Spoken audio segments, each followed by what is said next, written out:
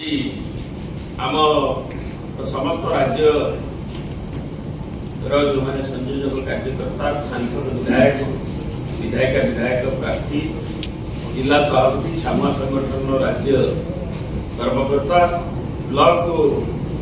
नगर कर्मकर्ता के सह आमर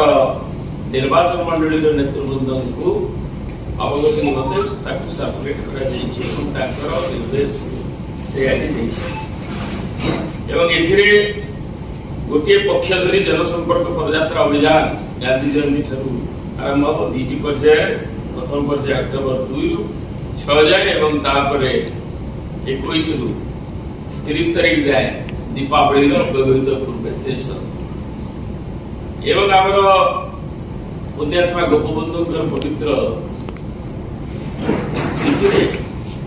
सदस्यता अभियान को अक्टोबर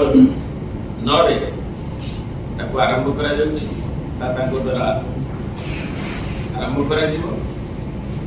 राज्यर विभिन्न जिला मान एवं क्षेत्रीय स्तर में अनुष्ठित एवं से मार्ग एक निर्देशनामा आज जारी धन्यवाद।